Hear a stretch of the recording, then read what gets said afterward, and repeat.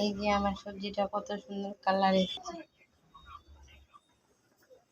আসসালামু আলাইকুম, আপনারা সবাই কেমন আছেন? আলহামদুলিল্লাহ আমরা ভালো আছি। তো আজকে আমি চিংড়ি মাছ দিয়ে আর পেঁয়াজ দিয়ে আলুর ঝোল করব। তো এখানে আমি আলু পেঁয়াজ একসঙ্গে কেটে নিয়েছি সুন্দর করে, আর এটা আমি দাগি বানাবো তার জন্য এখানে কেটে নিয়েছি। 3টা টমেটোর কেটে নিয়েছি। আমি এখন তেলের মধ্যে ছেড়ে দেবো। তেলটা গরম হয়ে গেছে, তো সেটাতে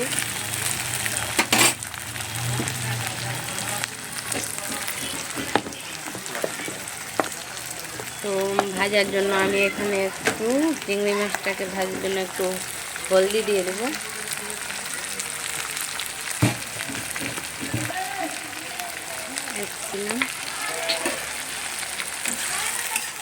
ভালো করে ভেজে নেব।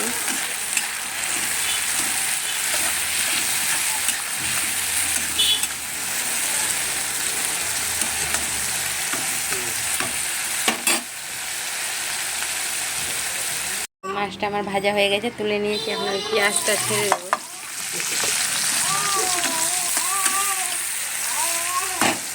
এই যে জাল মাছটা আমি লাল করে ভেজে নিয়েছি এইভাবে করে, তো আপনারা ওইভাবে ভেজে নেবেন।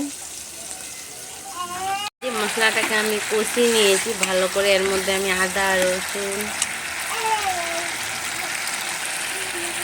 এই যে মশলার সঙ্গে চিংড়ি মাছটাকে আমি আবার ভালো করে কষিয়ে নিলাম।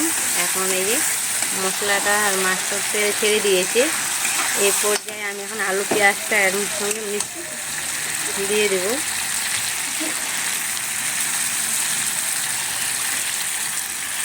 তো চিংড়ি মাছের সঙ্গে এইভাবে আলু দিয়ে খেতে কাকে কাকে ভালো লাগে অবশ্যই কমেন্ট করে জানাবেন। ভালো লাগলে লাইক কমেন্ট শেয়ার করতে ভুলবেন না। আর যারা আমাদেরকে কমেন্ট করছেন সবাইকে অনেক অনেক ধন্যবাদ। আর এই তো এখন আমি ভালো করে আলু পেঁয়াজটাকে চিংড়ি মাছের সঙ্গে কষিয়ে নেব।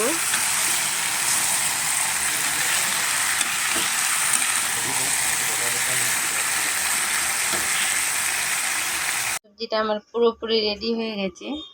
তো আলু দিয়ে চিংড়ি মাছ দিয়ে আলু পেঁয়াজ দিয়ে কে কে খেতে ভালোবাসেন অবশ্যই কমেন্ট করে জানাবেন। ভালো লাগলে লাইক করবেন।